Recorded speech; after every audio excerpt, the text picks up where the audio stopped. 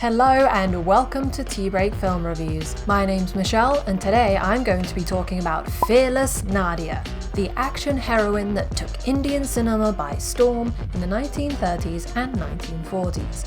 She played a crucial role in a pocket of film history that was decades ahead of its time. So hold your whip and hear me out.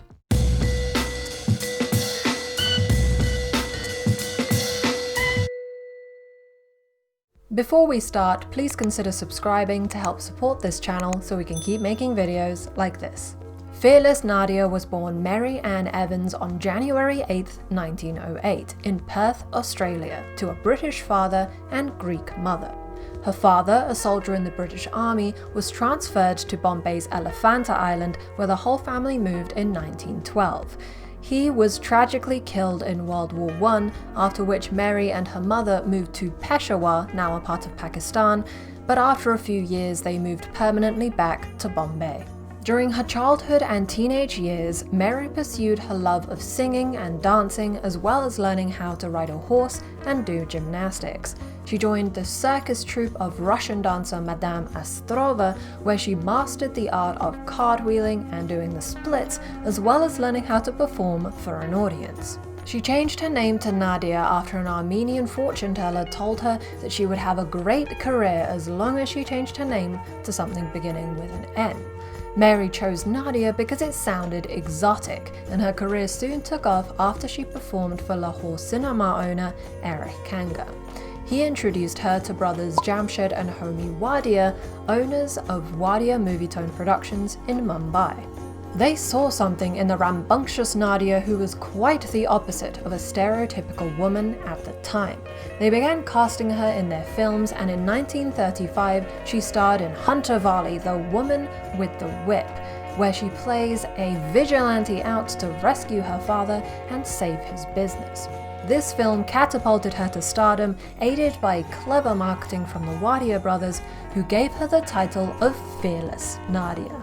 Here was a curvy, blonde-haired, blue-eyed Australian woman talking in heavily accented Hindi, sporting knee-high boots, short shorts, and leather gloves, playing a role usually reserved for men, the hero.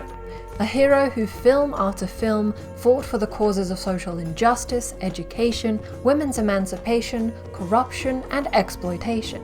She commanded the screen with such rousing lines as, "Don't be under the assumption that you can lord over today's women. If the nation is to be free, women have to be freed first." This was in 1940 in a socialist-themed film called Diamond Queen.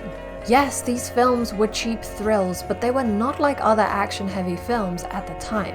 Remember, this was the 1930s and 40s. Nadia was unlike any other woman and many men that were prevalent in Bollywood and Hollywood as well. A lot of praise undoubtedly deserves to go to the Wadia brothers, who encouraged Nadia to bring out the heroine within. They wrote these films with plots that were truly extraordinary for the time, having her save characters that would normally be saving her. In 1994, her great-nephew released a documentary about Nadia and her life, which was screened at the Berlin Film Festival. He once said, "For the Indian public, Nadia was a visual disconnect from reality. Maybe that's why they cheered her on. I doubt if an Indian-looking woman would have been received in the same manner." But perhaps Nadia's biggest and most fascinating contribution to film history is as a stunt woman. She did all of her stunts herself and was often quoted as willing to try anything once, which earned her the title of Fearless. She picked up men like a wrestler and threw them to the ground. She fought multiple people on top of a moving train. She jumped off cliffs, swung on chandeliers, and acted alongside actual lions.